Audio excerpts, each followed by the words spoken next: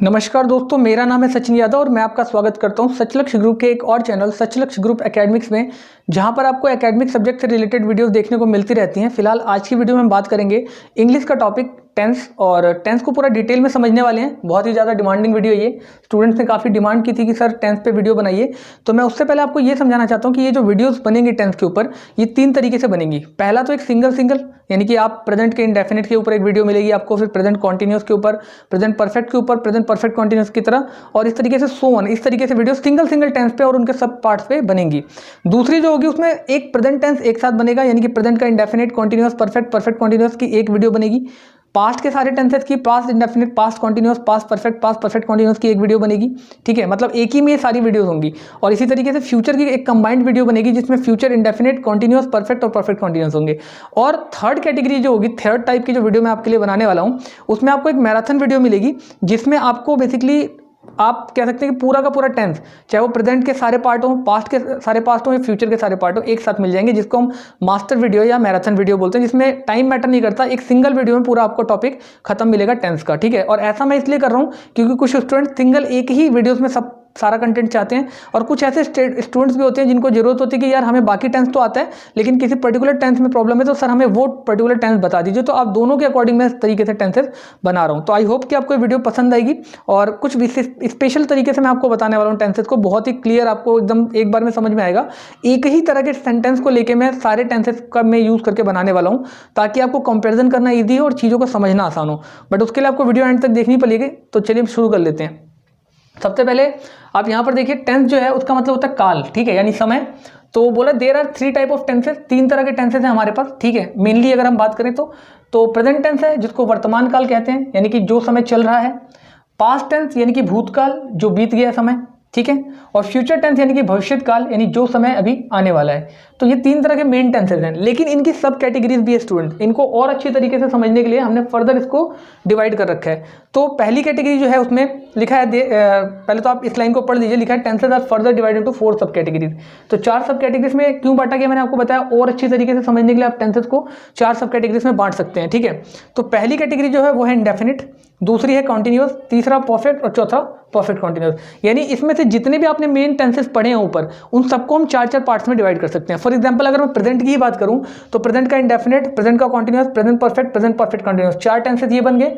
फिर पास्ट का indefinite, past का कॉन्टिन्यूअस, पास्ट का परफेक्ट और पास्ट का परफेक्ट कॉन्टिन्यूअस, 4 टेंसेस ये भी बन गए। इसी तरीके से फ्यूचर का indefinite, future continuous, future perfect और फ्यूचर परफेक्ट कॉन्टिन्यूअस भी एक टेंसेस का एग्जांपल हो गया। तो आप इस तरीके से कह सकते हैं कि 4 इसके बन जाएंगे, 4 इसके, 4 इसके। या यूं कह लीजिए कि 11th में एक चैप्टर होता है, ठीक है, उसका नाम है फंडामेंटल प्रिंसिपल। वैसे चैप्टर का नाम तो परम्यूटेशन एंड कॉम्बिनेशन है, बट उसमें जो रूल यूज होगा जिसके बेसिस पे मैं आपको समझाने वाला हूँ, उस रूल का नाम है फंडामेंटल प्रिंसिपल ऑफ मल्टीप्लिकेशन। वो रूल क्या बोलता है, थोड़ा सा आपको पहले मैं समझाना चाहूंगा, उसके बाद मैं आगे बढ़ना चाहूंगा। वो रूल आपको ये कहता है कि अगर कोई एक चीज़ आपको m तरीके से कर सकते हो आप, ठीक है, और कोई दूसरी चीज़ आप n तरीके से कर सकते हो। फॉर एग्जांपल आप एक टी शर्ट 3 तरीके से पहन सकते हो, यानी 3 टी शर्ट है तो 3 तरीके से अलग अलग दिन आप पहन सकते हो। और दूसरा आपके पास एक जीन्स है, ठीक है, जिसको आप 4 दिन अलग अलग से पहन सकते हो, क्योंकि 4 जीन्सेज हैं आपके पास। तो आप दोनों को अगर आप देखना चाहते हो कि कंबाइन करके कितने कॉम्बिनेशंस बना सकते हो, तो उसके लिए आपको करना क्या पड़ेगा कि जितने टी शर्ट के नंबर ऑफ वे हैं और जितने जीन्स के नंबर ऑफ वे हैं, दोनों को मल्टीप्लाई कर दो, यानी कि m इंटू n आपके टोटल नंबर ऑफ वे हो जाएंगे। तो उसी तरीके से मैं आपको बोला कि मेन आपके पास 3 तरह के टेंसेज हैं, ठीक है, और 4 उनके सब पार्ट है, तो टोटल आपके पास 12 टेंसेज बनने को मिलेंगे। ठीक है ना, तो ये यहाँ तक की बात है। आई होप आपको समझ में आ गया होगा। ठीक है, आप इसको नोट कीजिए, तब तक मैं आपको आगे बताता हूँ। तो स्टूडेंट्स अब थोड़ा सा बोर्ड पर सामने देखिएगा। देखिए टेंस जो है वो बेसिकली एक तरह के वाक्य ही होते हैं। ठीक है, तो हमको टेंस को समझने से पहले ये समझना पड़ेगा कि वाक्य कितने प्रकार के होते हैं। ठीक है, तो सबसे पहले मैं आपके वाक्य के प्रकार बता रहा हूँ। ठीक है, आपके सामने कुछ वाक्य के प्रकार हैं, उनको एक एक करके मैं आपको समझा रहा हूँ। इसके बाद हम वाक्यों में प्रयोग होने वाले चीज़ों को समझेंगे कि यानी क्या क्या ऐसे फैक्टर्स हैं जो वाक्यों को इफेक्ट करते हैं। ठीक है, यानी कौन कौन सी चीज़ें हैं जो वाक्यों में प्रयोग होती हैं, वो समझेंगे, देन जाके हम टेंसेस को स्टार्ट करेंगे। ठीक है, तो सबसे पहले आप देखिए यहाँ पर टाइप ऑफ सेंटेंसेस दे रखे हैं आपके आगे, वाक्यों के प्रकार। पहला प्रकार जो दे रखा है वो है अफर्मेटिव, यानी वाक्यों का एक टाइप है अफर्मेटिव, जिसको सकारात्मक बोलते हैं, यानी जिनमें सीधे सीधे वाक्य होते हैं। मैंने एग्जांपल के लिए आपके सामने एक ही वाक्य को अलग अलग तरीके से लिख रखा है, ताकि आप उनको एक कंपैरिजन करके अच्छी तरीके से समझ भी पाए कि वाक्यों में क्या प्रकारों के आधार पर क्या अंतर होता है। तो पहला जो अफर्मेटिव टाइप का, सकारात्मक टाइप का जो वाक्य है, सेंटेंस है, वो है राम बाजार जाता है। ठीक है, अगर हम इसी को नेगेटिव में कन्वर्ट करते हैं या इसी का नेगेटिव लिखते हैं तो उसमें नकारात्मकता यानी कि नहीं वर्ड आ जाता है, तो राम बाजार नहीं जाता है। ठीक है, राम बाजार जाता है अफर्मेटिव हो गया सकारात्मक, और राम बाजार नहीं जाता है ये क्या हो गया, नेगेटिव हो गया। फिर है इंट्रोगेटिव, कहते हैं ना पुलिस वाले कि हम आपसे इंटरोगेशन करना चाहते हैं, यानी हम आपसे प्रश्न पूछना चाहते हैं। तो इंट्रोगेटिव वाक्य ऐसे होते हैं जिनमें प्रश्न पूछा जाता है, तो इनको प्रश्नवाचक सेंटेंस यानी कि वाक्य बोला जाता है। तो इसमें पूछा जाएगा जैसे क्या राम बाजार जाता है, क्या राम बाजार जाता है। इसके बाद इंट्रोगेटिव नेगेटिव, यानी प्रश्न तो पूछा जाएगा लेकिन नकारात्मक के भाव से, नकारात्मकता के भाव से, यानी प्रश्न पूछा जाएगा लेकिन उसमें एक नहीं का फैक्टर भी होगा। फॉर एग्जाम्पल अगर आप यहाँ पर देखें तो क्या राम बाजार नहीं जाता है, प्रश्न पूछा जा रहा है लेकिन नकारात्मकता का भाव है कि क्या राम बाजार नहीं जाता है। ठीक है, इस तरह की चीजें। फिर इसको हम प्रश्नवाचक नकारात्मक वाक्य बोल सकते हैं, इंट्रोगेटिव नेगेटिव को। फिर आपके पास दो कैटेगरी और होती है वाक्यों की, जिसको हम WH फैमिली के वाक्य बोलते हैं। हालांकि ये निकले इंट्रोगेटिव और इंट्रोगेटिव नेगेटिव से ही हैं, लेकिन इनमें WH का फैक्टर आ जाता है। अभी WH फैमिली क्या होती है ये आपको मैं अभी थोड़ी देर बाद समझाऊंगा, लेकिन फिलहाल के लिए आप इतना समझ लो कि WH फैमिली वो होती है जिनमें जो सेंटेंसेज या जो वाक्य जिनमें WH का फैक्टर होता है। WH से प्रश्न पूछे जाते हैं, जैसे वाई में WH आ गया, व्हेन, हाउ, वेयर, इन सब में WH से स्टार्ट हो रहा है, कहीं ना कहीं इन शब्दों के बीच में WH आ रहा है जो क्वेश्चन के रूप में पुट हो रहा है। फॉर एग्जांपल वाई लिखते हैं, ठीक है, तो वाई में WH आता है। जैसे हम अगर वाई लिखें कहीं पे तो वाई के अंदर WH आता है। अगर आप यहाँ पे ध्यान से देखें, मैं वाई लिखूँ या वैन लिखूँ तो इसमें WH आता है। ठीक है, तो ये WH एक क्वेश्चन मार्क का काम करता है। क्यों? क्योंकि ये कहीं ना कहीं अपने आप में एक प्रश्न है। तो WH फैमिली के भी इंट्रोगेटिव होते हैं। ठीक है, WH फैमिली इंट्रोगेटिव यानी कि प्रश्नवाचक वाक्य तो होते हैं लेकिन साथ में WH फैमिली के होते हैं ये। ठीक है, तो WH फैमिली के इंट्रोगेटिव, जिसमें राम बाजार क्यों जाता है, क्यों ये जो है ये WH फैमिली का एक मेंबर है, दैट इज वाई इसको हम WH फैमिली के इंट्रोगेटिव बोल रहे हैं। फिर WH फैमिली के इंट्रोगेटिव नेगेटिव सेंटेंस है, जैसे राम बाजार क्यों नहीं जाता है। ठीक है, समझ पा रहे हैं मैं क्या बोल रहा हूँ। मतलब WH फैमिली जो होती है एक तरीके से कुछ ग्रुप है वर्ड्स का जिसमें WH से स्टार्ट होने वाले क्वेश्चन वाले सेंटेंसेस बनते हैं। जैसे WH से स्टार्ट होता है वाई का मतलब होता है क्यों, तो ये एक प्रश्न पूछ लिया गया। व्हेन का मतलब होता है कब, उसमें भी WH आ गया स्टार्टिंग में। वेयर मतलब कहाँ, उसमें भी WH आ गया। तो ये सारे WH फैमिली के ग्रुप होते हैं, और इन ग्रुप में से अगर कोई भी वर्ड पर्टिकुलरली यूज किया जा रहा है सेंटेंस में तो वो WH फैमिली का प्रश्नवाचक वाक्य बन जाता है। ठीक है ना। और अगर उसमें नकारात्मकता भी है साथ में, यानी कि बाजार क्यों नहीं जाता है टाइप में आ जाता है, नहीं भी आ रहा है साथ में, तो फिर वो WH फैमिली का इंट्रोगेटिव नेगेटिव बन जाता है। कंपेरिजन के लिए आपके सामने वाक्य है, अफर्मेटिव हो गया राम बाजार जाता है, नेगेटिव हो गया राम बाजार नहीं जाता है, इंट्रोगेटिव क्या राम बाजार जाता है, और इंट्रोगेटिव नेगेटिव क्या राम बाजार नहीं जाता है। यहाँ तक तो नॉर्मल सेंटेंसेस थे। ये जो दो हैं ये इन्हीं दोनों में से, इंट्रोगेटिव और इंट्रोगेटिव नेगेटिव में से निकल के आए हैं। इनमें पहला है राम बाजार क्यों जाता है, यानी WH फैमिली का इंट्रोगेटिव, और दूसरा है राम बाजार क्यों नहीं जाता है, यानी WH फैमिली का ही इंट्रोगेटिव नेगेटिव। तो आई होप आपको यहाँ तक समझ में आ गया होगा। ठीक है, तो स्टूडेंट्स उसके बाद हम बात कर लेते हैं थोड़ा सा वाक्यों के भाग की, मतलब पार्ट ऑफ सेंटेंसेस। जब हम कोई वाक्य बनाते हैं तो हमें उसमें ये भी पता होना चाहिए टेंस बनाने से पहले, टेंस सीखने से पहले, कि वाक्यों में कौन कौन सी चीज़ें यूज होती हैं और किस ऑर्डर में यूज होती हैं। ठीक है, तो ये मैं आपको पहले समझा रहा हूँ कि पार्ट्स ऑफ सेंटेंसेस यानी कि वाक्यों के भाग, वाक्यों में क्या क्या चीज़ें यूज होती हैं। देखिए ये अफर्मेटिव वाक्य है। ठीक है, अभी हमने पीछे पढ़ा था अफर्मेटिव नेगेटिव वाक्यों के प्रकार, तो ये वाक्यों में अफर्मेटिव है और ये नेगेटिव है। मैंने दो वाक्यों के थ्रू, दो सेंटेंसेस के थ्रू आपको चीज़ें समझाने की कोशिश की। थोड़ा सा बोर्ड पर आप ध्यान दीजिएगा जिन चीज़ों पर मैं हाईलाइट करूँगा। देखिए सेंटेंस रखा है, पिछला ही वाक्य, सेम वाक्य को लेके हम पूरे टेंस में चलेंगे ताकि आपको कंपैरिजन इजी हो। बोला राम बाजार जाता है। ठीक है, अब इसमें आप देखिए इसका सेंटेंस बनेगा राम गोज टू मार्केट। ठीक है, आपको मैं बताऊंगा प्रेजेंट इंडेफिनिट का ये टेंस है, जब मैं रूल्स बताऊंगा तब आप बना पाओगे, लेकिन फिलहाल के लिए आप इतना समझो कि ये एक अफर्मेटिव सेंटेंस है प्रेजेंट इंडेफिनिट का, और ये उसका नेगेटिव सेंटेंस है। तो यहाँ पर बोला रहा है राम बाजार जाता है, राम गोज टू मार्केट। तो इसमें राम, किसी भी सेंटेंस में राम यानी कि जो करता है, जो काम कर रहा है, उसको हम कर्ता बोलते हैं और इंग्लिश में इसको सब्जेक्ट बोलते हैं। ठीक है, तो ये मैंने आपको डिनोट कर रखा है कि चाहे राम इंग्लिश या हिंदी दोनों में, उसको हम एरो से मैंने आपके लिए बना रखा है कि ये सब्जेक्ट है आपके लिए। ठीक है, इसी तरीके से आपका जो बाजार जाता है का बना है गोज टू मार्केट, तो इसमें ये जो वर्ड है गोज, ठीक है, ये जो गोज है, ये गोज में सिर्फ गो की अगर हम बात करें इस पोर्टिकल की, तो गो मैंने आपके लिए लिखा है, ये क्या है, वर्ब है। ठीक है, क्रिया है आपके लिए। और टू मार्केट कहाँ जाता है, मार्केट को जाता है, बाजार को जाता है। तो जो भी काम कर्ता के द्वारा यानी कि सब्जेक्ट के द्वारा किया जाता है, कार्य करने को तो क्रिया बोलते हैं, सब्जेक्ट जो काम कर रहा है, वो जो कार्य किया जा रहा है वो क्रिया हो गया, वर्ब हो गया, और जो भी काम उसके द्वारा किया जा रहा है उसको हम कर्म बोलते हैं यानी कि ऑब्जेक्ट बोलते हैं। तो एक वाक्य के बेसिकली मेन ये तीन भाग होते हैं। ठीक है, किसी भी सेंटेंस में ये तीन चीजें आती हैं, सब्जेक्ट, ठीक है, वर्ब की फर्स्ट फॉर्म या मतलब वर्ब कह सकते हो आप, और ऑब्जेक्ट। ठीक है, ये तो आएगा ही आएगा। लेकिन एक सेकेंड केस और भी हो सकता है, जब आपका सेंटेंस के अंदर आपका सब्जेक्ट, तो जैसे नेगेटिव का एग्जांपल देके मैंने आपको समझाया है, उसी का सेम, राम बाजार नहीं जाता है, ठीक है।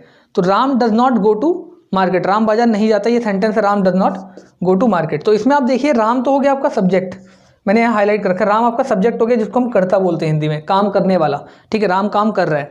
और इसके बाद है डज नॉट, तो ये जो डज नॉट में ये जो डज है ना, इसको हेल्पिंग वर्ब बोलते हैं, इंग्लिश में इसको क्या बोलते हैं, हेल्पिंग वर्ब बोलते हैं। हेल्पिंग वर्ब यानी सहायक क्रिया है ये, ठीक है। इसके बाद नॉट यानी कि नहीं, क्योंकि नकारात्मक वाक्य है, नहीं वर्ड यूज हो रहा है तो नकारात्मकता तो आएगी, नॉट आएगा। फिर है आपका गो यानी कि जाना, वर्ब क्रिया, तो मैंने आपको बताया था सब्जेक्ट तो आएगा ही आएगा, यानी कि कर्ता तो होगा ही, वर्ब भी होगी, ठीक है, और साथ में ऑब्जेक्ट भी होगा, तो ये तो होगा। बस इस सेंटेंस में नई चीज़ क्या आई है, इस सेंटेंस में नई चीज़ है कि हेल्पिंग वर्ब भी आ गई है, यानी कि डू और डज का यूज भी होगा, जिसमें कि डज जो है आपका यहाँ पर यूज होगा, जो कि एक हेल्पिंग वर्ब है, सहायक क्रिया है। सहायक क्रिया का काम क्या होता है, ये क्रिया की यानी कि वर्ब की हेल्प करती है, जैसा कि नाम से ही पता चल रहा है, सहायक क्रिया, तो क्रिया की हेल्प करने वाली, है ना। तो राम हो गया आपका सब्जेक्ट यानी कि कर्ता जो काम कर रहा है, डज हो गया हेल्पिंग वर्ब सहायक क्रिया जो कि क्रिया की हेल्प करेगी, नॉट इसलिए आया क्योंकि नहीं है, और वर्ब जो है वो क्रिया हो गई, और टू मार्केट, राम बाजार नहीं जाता है, पर कहाँ नहीं जाता है, राम बाजार नहीं जाता है, राम नहीं जाता है बट कहाँ को नहीं जाता है, बाजार को नहीं जाता है, तो टू मार्केट लगेगा ऑब्जेक्ट, यानी जो भी काम राम के द्वारा किया जा रहा है, बाजार जाने का काम किया जा रहा है, वो ऑब्जेक्ट हो गया, कर्म हो गया। तो एक बात आप इसमें ध्यान से समझेंगे कि आपने एक चीज़ नोट किया होगा कि हमेशा, ठीक है, जो नॉट है वो देखिए आपने ध्यान से, नॉट जो है वो गो से यानी वर्ब से पहले आ रहा है, तो कभी भी आप नोट करेंगे कि जो नॉट होता है वो हमेशा वर्ब से पहले आएगा, कोई भी दुनिया का कोई भी टेंस हो, इस बात को आप नोट करके लिख लीजिए कहीं पे कि दुनिया का कोई भी सेंटेंस हो उसमें जो नॉट होगा, नेगेटिव में जब भी नॉट आएगा नेगेटिव सेंटेंस में, वो हमेशा वर्ब से पहले आएगा, ठीक है। तो एक सेंटेंस के बेसिकली ये 3 या 4 पार्ट होते हैं, एक आपका सब्जेक्ट हो गया, एक आपका हेल्पिंग वर्ब हो गई, एक आपका हेल्पिंग वर्ब के साथ साथ वर्ब हो गई, ठीक है, और ऑब्जेक्ट हो गया। अब आप बात करेंगे नॉट का, तो नॉट किसी में आता है किसी में नहीं भी आता है, तो वो इतना मैटर नहीं करता, वो आप अपने अकॉर्डिंग लगा लेना, और अगर नॉट आता है तो हमेशा वर्ब से पहले आएगा, इस बात को ध्यान रखिएगा। तो सब्जेक्ट हो गया, ठीक है, हेल्पिंग वर्ब हो गई, ठीक है, नॉट हो गया, वर्ब की फर्स्ट फॉर्म या जो भी फॉर्म आप first second third according to sentence लगेगा वो लगा लेंगे, और देन आपका ऑब्जेक्ट आ जाएगा। यानी कि सबसे पहले कार्य करने वाला कर्ता आता है सब्जेक्ट में, ठीक है, सबसे पहले क्या आता है, सबसे पहले की बात नहीं, वो तो सेंटेंस के ऊपर डिपेंड करता है कि सेंटेंस कौन सा बन रहा है। अगर आपका इंट्रोगेटिव सेंटेंस बना रहे हैं तो इंट्रोगेटिव सेंटेंस में आपका सब्जेक्ट सबसे पहले नहीं आएगा, लेकिन मैं आपको बस यहाँ पे ये बताना चाह रहा हूँ कि एक सेंटेंस में बेसिकली क्या क्या पार्ट्स यूज़ किए जाते हैं। एक सब्जेक्ट आता ही आता है, जरूर आएगा, हेल्पिंग वर्ब भी आती है, ठीक है, अगर आपका नेगेटिव सेंटेंसेस वगैरह आ रहे हैं तो हेल्पिंग वर्ब वगैरह भी आएगी, ठीक है, या अफर्मेटिव, इंट्रोगेटिव, अफर्मेटिव को छोड़ के बाकी सब में हेल्पिंग वर्ब आता है। तो आपका सब्जेक्ट हो गया, ठीक है, आपका एक तो सब्जेक्ट हो गया, एक आपकी हेल्पिंग वर्ब हो गई, एक आपकी वर्ब हो गई, और एक आपका ऑब्जेक्ट हो गया। जिसमें से अगर आप मेन में लेना चाहो तो सब्जेक्ट हमेशा आपको देखने को मिलेगा, वर्ब हमेशा देखने को मिलेगी, और ऑब्जेक्ट हमेशा देखने को मिलेगा। सब्जेक्ट क्या हो गया, जो काम कर रहा है उस सेंटेंस में, कर्ता जिसको बोलते हैं, वर्ब क्या हो गई, जो क्रिया है, ठीक है, और ऑब्जेक्ट यानी उस कर्ता के द्वारा जो मेन सब्जेक्ट है उसके द्वारा जो भी काम किया जा रहा है उसको ऑब्जेक्ट बोलते हैं। तो आई होप आपको यहाँ तक समझ में आ गया होगा, ठीक है। चलते हैं थोड़ा सा और आगे। तो स्टूडेंट्स अब हम बात करेंगे WH फैमिली की, ठीक है। आपको टेंस समझाने से पहले मैं जरूरी समझता हूँ कि WH फैमिली भी आपको पता होनी चाहिए, क्योंकि बार बार यूज़ होने वाली सेंटेंसेस में, तो आपको WH फैमिली बिल्कुल क्लियर होनी चाहिए कि WH फैमिली क्या होती है, उसका कैसे यूज़ करते हैं, और उनमें कौन कौन से वर्ड्स यूज़ होते हैं, ठीक है। तो सबसे पहले बोला WH family is the group of words starting mainly with the WH, ठीक है, वर्ड WH से स्टार्ट होते हैं ये।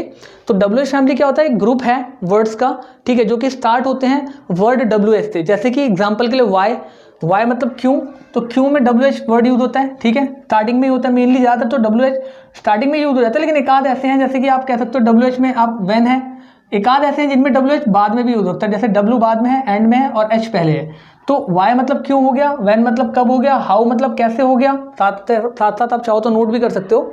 हु हो गया जिसका मतलब होता है कौन, वेयर मतलब कहाँ, हुम मतलब किसका मतलब किनका, हुज मतलब किसका, ये होता है किसका, ये होता है किनका। अब देखिए किनका में एक से ज़्यादा लोग भी हो सकते हैं, ठीक है, जैसे हम कह सकते हैं कि ये किनका सामान है, तो एक से ज़्यादा लोग भी हो सकते हैं, या फिर हम किसी बड़े के लिए यूज़ करते हैं किनका का। जैसे मेरे से कोई एल्डर है, बड़ा है, तो मैं उनके लिए बोलूँगा ये किनका सामान है, क्या ये पिताजी का सामान है, ठीक है। तो इस तरीके से किनका यूज़ होता है, ठीक है। हुज हो जाता है किसका, अपने से छोटे या अपने बराबर वालों के लिए यूज़ कर सकते हैं हुज, और ये सिंगुलर को शो करता है, यानी एक सिंगुलर नंबर के लिए यूज़ होता है कि किसका सामान है ये, ठीक है, हुज किसका सामान, विच कौन सा, ठीक है, एसेट्रा, ये सारे वर्ड्स इसमें यूज होते हैं WH फैमिली में। तो बेसिकली मैं आपको बताना चाहूँगा कि WH फैमिली जो होती है वो ग्रुप होती है वर्ड्स का जो कि स्टार्ट होते हैं WH से। एग्जाम्पल के लिए WH वाई हो गया, वाई मतलब कौन, व्हेन हो गया, हाउ हो गया, ठीक है, व्हेन मतलब कब, हाउ कैसे, हु किसका, कौन, वेयर कहाँ पे, ठीक है, और हुम किनका, हुज किसका, विच किसका, ठीक है, ये सारी चीज़ें कहाँ पे, तो ये सारी चीज़ें हैं। राम बाजार क्यों जाते हैं, अब सेंटेंसेस में यूज़ करके मैं आपको दिखा रहा हूँ, इसको ध्यान से देखिएगा। तो WH फैमिली में ये चीज़ें उठ के आगे आ जाती हैं। WH फैमिली में जो क्यों है ना वर्ड, क्यों, ठीक है, क्यों मतलब वाई, तो ये वाई उठ के आगे आ जाता है सबसे पहले, ठीक है। और राम बाजार क्यों नहीं जाता है, अगर आता है तो भी WH फैमिली में क्यों अगर लगा है, कहाँ लगा है, कैसे लगा है, ये सब लगते हैं WH फैमिली के वर्ड सबसे पहले आते हैं। बाकी मैं जब आपको रूल समझाऊंगा तो डिटेल में समझाऊंगा, फिलहाल आप इतना समझ लो कि WH फैमिली जब भी आएगी उसका वर्ड सबसे पहले स्टार्टिंग में सेंटेंस के पहले लगेगा टेंथ के अंदर, ठीक है। बाकी चीज़ें बाद में लगेंगी लेकिन वो पहले लगेगा। इसके बाद फिर आपका हेल्पिंग वर्ब लगता है, उस टेंस में जो भी हेल्पिंग वर्ब यूज होता है, चाहे डू यूज हो रहा है, डज यूज हो रहा है, इज एम आर यूज हो रहा है, वाज वर यूज हो रहा है, कुछ भी यूज हो रहा है वो इसके बाद लगेगा और फिर वहाँ से सब्जेक्ट वगैरह नॉट वगैरह स्टार्ट होता है, ठीक है ना।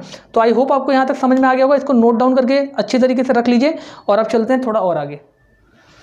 तो स्टूडेंट्स अब हम बात करेंगे प्रेजेंट परफेक्ट टेंस की, ठीक है। सबसे पहले इसकी पहचान देखेंगे। इन वाक्यों के अंत में चुका है, चुकी हैं, चुके हैं आदि शब्द पाए जाते हैं। साथ में आप प्लस कर सकते हैं, मतलब ये सेंटेंसेस इस वाक्यों के अंत, इनके वाक्यों के अंत में ये शब्द भी मिल सकते हैं, जैसे किया है, ठीक है, दिया है, लिया है, खाया है, पिया है, सोया है, रोया है इत्यादि, ठीक है। यानी बेसिकली एंड में आ है, ई है, ए है आदि शब्द मिल सकते हैं आपको। तो इस बात को आप ध्यान रखिएगा। जैसे हम चुका की अगर बात करें तो चुका में लास्ट में आ है, आ रहा है, चुके हैं लास्ट में ए है, आ रहा है, और चुका है आदि में लिया है, किया है, दिया है आदि में आ, ई, ए आदि शब्द आ रहे हैं। मतलब बेसिकली ऐसा नहीं कि सिर्फ चुका है, चुकी है, चुके हैं आदि शब्द पाया जाएगा, किया है, दिया है, लिया है आदि शब्द भी हो सकते हैं। तो कहने का मतलब है इसकी पहचान ये है, आप इसको ध्यान रखेंगे। अंत में आ है, ई है, ए है आदि शब्द पाए जा सकते हैं। अब सेंटेंस यहाँ पर मैं आपको बना रहा हूँ और मैं इसको आपको दूसरे तरीके से भी बना के दिखाऊंगा ताकि आप दोनों तरीके से समझ सकें। जैसे यहाँ पर सेंटेंस दिया हुआ है प्रेजेंट परफेक्ट टेंस के लिए कि राम बाजार जा चुका है, इसको आप ऐसे भी लिख सकते थे कि राम बाजार जा लिया है, ठीक है, ये भी करेक्ट है, राम बाजार जा लिया है। और चूंकि इसके अंत में चुका है में आ है, आया है, इसलिए ये प्रेजेंट परफेक्ट का टेंस है आते ही आप समझ लो कि प्रेजेंट का है, ठीक है। और साथ में चुका है मतलब आ है, आया है, तो प्रेजेंट का परफेक्ट है। अब आप इसमें एक बात और नोट कीजिएगा, हेल्पिंग वर्ब हैज लग रहा है, ठीक है, लेकिन मैं आपको बताऊंगा यहाँ दो तरह के हेल्पिंग वर्ब लगते हैं, एक हैज और एक हैव, ठीक है। हैज जो आपका लगता है वो सिंगुलर नंबर के साथ लगता है, एक वचन के साथ, और जो हैव होता है आपका वो प्लूरल नंबर के साथ लगता है। तो इन चीज़ों को नोट डाउन करके लिख लेंगे आप, ठीक है। तो चूंकि यहाँ पे राम अकेला है इसलिए राम के साथ हैज लगेगा।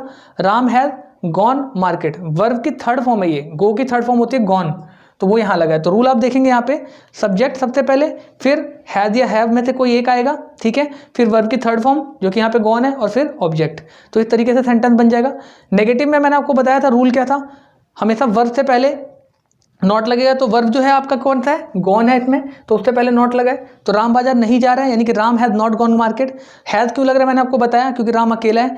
तो सब्जेक्ट प्लस हैज या हैव में से कोई एक, ठीक है, रूल है ना यहाँ हैज या हैव, तो हैज या हैव में से एक हैज आ गया क्योंकि राम अकेला है। फिर नॉट, ठीक है, फिर वर्ब की थर्ड फॉर्म, फिर ऑब्जेक्ट। यहाँ पर मैं गलती से नॉट लिखना भूल गया हूँ, तो आप इसको नोट डाउन कर लेंगे। यहाँ पे नॉट आएगा, फिर वर्ब की थर्ड फॉर्म आएगी, ठीक है। तो नॉट प्लस वर्ब की थर्ड फॉर्म प्लस में ऑब्जेक्ट। इसी तरीके से अगर हम इंट्रोगेटिव की बात करें तो क्या राम बाजार जा चुका है, ये सेंटेंस है, तो हैज राम गॉन मार्केट, ठीक है। सेंटेंस कैसे बनेगा, हैज या हैव, फिर सब्जेक्ट, ठीक है, सब्जेक्ट, फिर वर्ब की थर्ड फॉर्म गॉन, फिर ऑब्जेक्ट यानी कि मार्केट। तो राम हैज गॉन मार्केट। और आपने एक चीज नोट की होगी कि इसमें टू नहीं लग रहा, ये जो हम टू लगाते थे ये टू यहाँ पे मिसिंग है।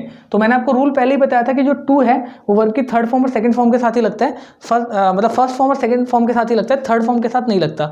तो यहाँ पे वर्ब की थर्ड फॉर्म यूज हो रही है, दैट्स वाई यहाँ पे वर्ब की थर्ड फॉर्म यूज होने की वजह से टू का यूज नहीं हो रहा। तो इसलिए हैज हैव जो कि यहाँ पर हैज आएगा क्योंकि राम अकेला है, तो उसके बाद सब्जेक्ट राम, फिर वर्ब की थर्ड फॉर्म गॉन, फिर ऑब्जेक्ट यानी कि मार्केट। तो राम हैज गॉन मार्केट, फिर Ram has not gone market, फिर हैज राम गॉन मार्केट यानी क्या राम बाजार जा चुका है, और अब आएगा क्या राम बाजार नहीं जा चुका है यानी has Ram not gone market. तो हैज हैव, फिर सब्जेक्ट, फिर नॉट, फिर वर्ब की थर्ड फॉर्म प्लस में ऑब्जेक्ट। तो has Ram not gone market. यहाँ तक है, देख रहे हैं आप सारे सेंटेंसेस लगभग उसी पैटर्न पे बन रहे हैं जिस पैटर्न पे आपका इंडेफिनिट बन रहा था, ठीक है, कॉन्टिन्यूअस बन रहा था, बस हेल्पिंग वर्ब चेंज हो जाता है। और यही में रीजन था कि जिसकी वजह से मैं बोलता था कि tense is the form of verb. तो सिर्फ वर्ब की फॉर्म बदल जाती है, कहीं फर्स्ट फॉर्म, कहीं सेकंड फॉर्म, कहीं थर्ड फॉर्म, और उसके रूप बदल जाते हैं, ठीक है। बाकी सारा जो है सब्जेक्ट ऑब्जेक्ट सेम उसी पैटर्न पे लगता है, वही रूल चल रहे हैं। जिनमें सबसे पहले सब्जेक्ट आता था आप कंपेयर कर लेना, अफर्मेटिव में सबसे पहले सब में सब्जेक्ट आता है, फिर हेल्पिंग वर्ब आता है, फिर वर्ब की फॉर्म्स आती हैं, किसी में फर्स्ट फॉर्म, किसी में सेकंड फॉर्म, ठीक है, किसी में थर्ड फॉर्म, और फिर ऑब्जेक्ट आता है। इसी तरीके से नेगेटिव में भी हमेशा वर्ब से पहले नेगेटिव लगता है, यानी नॉट लगता है, तो ये लग रहा है, ठीक है। दोनों ही टेंसेस में इससे पहले भी आपने देखा होगा कि नॉट जो है वो वर्ब से पहले लग रहा होगा, गो या जो गॉन है उससे पहले लग रहा है। और इसी तरीके से इंट्रोगेटिव में हमेशा हेल्पिंग वर्ब उठ के आगे आ जाता है, आप देख पा रहेंगे, जैसे हैज आ रहा है उसमें उठ के आगे, ठीक है। इंट्रोगेटिव और इंट्रोगेटिव नेगेटिव दोनों में हैज या हेल्पिंग वर्ब इज एम जो भी होता है, या फिर आपका डू डज होता है, उठ के आगे आ जाता है, ठीक है। और हमेशा वर्ब से पहले जो भी वर्ब है उससे पहले नोट लगता है। तो इतना आप नोट डाउन कर लीजिए, थोड़ा सा और आगे कर लेते हैं। तो स्टूडेंट्स अब देखिए यहाँ पर हम बात कर रहे हैं प्रेजेंट परफेक्ट टेंस के WH फैमिली के इंट्रोगेटिव की और WH फैमिली के इंट्रोगेटिव नेगेटिव की। तो सेंटेंस बनेगा राम बाजार क्यों जा चुका है, ठीक है, क्यों जा चुका है, ठीक है, राम बाजार क्यों जा चुका है। आपको पता है क्यों कहाँ कब कैसे लगता है WH फैमिली में, तो राम बाजार क्यों जा चुका है ये सेंटेंस है। आपको पता है अंत में A लगता है, तो यहाँ पर फिलहाल चुका है, चुकी है, चुके में से का लग गया है, चुका है। तो why has Ram gone market ये सेंटेंस बनेगा। और सेंटेंस ऐसा क्यों बनेगा आपको पता है, मैंने आपको बताया था इंट्रोगेटिव के जस्ट आगे, ठीक है, WH फैमिली का वर्ड लगा देते हैं। तो इंट्रोगेटिव सेंटेंस तो है ही, हैज़ राम गॉन मार्केट, अभी आपने थोड़ी देर पहले देखा है, और उससे जस्ट पहले हम WH फैमिली का वर्ड लगा देंगे जो कि क्यों है। यहाँ पे इस केस में क्यों को WH फैमिली का वर्ड कहा जाएगा, क्योंकि यहाँ पर क्यों जो है वो WH से स्टार्ट हो रहा है। और इसी तरीके से आप देख सकते हैं रूल है, WH फैमिली का वर्ड सबसे पहले, फिर हैज़ या हैव में से कोई एक आएगा, चूंकि राम अकेला है इसलिए यहाँ पे हैज़ आएगा। मैंने आपके लिए यहाँ पे बता रखा कि हैज़ और हैव में से कौन कब लगता है, सिंगुलर में हैज़ लगता है, प्लूरल में हैव लगता है, ठीक है। तो हैज़ हैव में से यहाँ पे हैज़ लग जाएगा, यहाँ पर आ गया। फिर सब्जेक्ट यानी कि राम, वर्ब की थर्ड फॉर्म लगेगी हमेशा, परफेक्ट चाहे कोई सा भी टेंस हो स्टूडेंट्स, चाहे वो प्रेजेंट का हो, पास्ट का हो या फ्यूचर का हो, हमेशा परफेक्ट में वर्ब की थर्ड फॉर्म लगती है, इस बात को आप ध्यान रखेंगे। और फिर है आपका ऑब्जेक्ट जो कि यहाँ पे मार्केट हो जाएगी। और फिर चूंकि प्रश्न पूछा जा रहा है इसलिए क्वेश्चन मार्क भी आएगा, इसलिए मैंने यहाँ पे क्वेश्चन मार्क लगाया हुआ है, ठीक है। इसी तरीके से सिमिलरली आप WH फैमिली का इंट्रोगेटिव नेगेटिव में राम बाजार क्यों नहीं जा चुका है, इस वाले सेंटेंस में आप पहले सिर्फ इंट्रोगेटिव यानी कि इंट्रोगेटिव नेगेटिव यानी कि has Ram not gone market ये सेंटेंस बना लीजिए, ठीक है। यानी कि WH फैमिली का इंट्रोगेटिव नेगेटिव बनाने के लिए पहले इंट्रोगेटिव नेगेटिव का सेंटेंस बना लीजिए, ठीक है, has Ram not gone market, और उससे जस्ट पहले आप WH फैमिली का वर्ड लगा देंगे, तो ये WH फैमिली का इंट्रोगेटिव नेगेटिव बन जाएगा, ठीक है। सभी क्वेश्चंस में, सभी प्रेजेंट परफेक्ट सभी टेंसेस में यही रूल चलेगा। WH फैमिली का इंट्रोगेटिव नेगेटिव बनाने के लिए उस पर्टिकुलर टेंस का WH फैमिली का इंट्रोगेटिव बनाने के लिए इंट्रोगेटिव सेंटेंस उठाइए, उसके आगे WH फैमिली का वर्ड लगा दीजिए, और उसका जैसे लेट कीजिए यहाँ पे प्रेजेंट परफेक्ट टेंस का आपको WH फैमिली का इंट्रोगेटिव नेगेटिव बनाना है, तो आप इंट्रोगेटिव नेगेटिव सेंटेंस उठाइए, has Ram not gone market, ठीक है, और उसके जस्ट आगे WH फैमिली का वर्ड लगा दीजिए, तो WH फैमिली का इंट्रोगेटिव नेगेटिव बन जाएगा। इसी तरीके से सिमिलरली जब आपको WH फैमिली का इंट्रोगेटिव बनाना हो तो आप इंट्रोगेटिव सेंटेंस उठाइए उसी टेंस का, हैज़ राम गॉन मार्केट, और उसके आगे लगा दीजिए WH फैमिली का वर्ड, तो WH फैमिली का इंट्रोगेटिव बन जाएगा। सभी के लिए ये ट्रिक्स है, ठीक है, जितने भी आपके टेंसेस हैं उसमें सभी में WH फैमिली का इंट्रोगेटिव और इंट्रोगेटिव नेगेटिव बनाने के लिए ये ट्रिक है। तो आई होप आपको यहाँ तक समझ में आ गया होगा।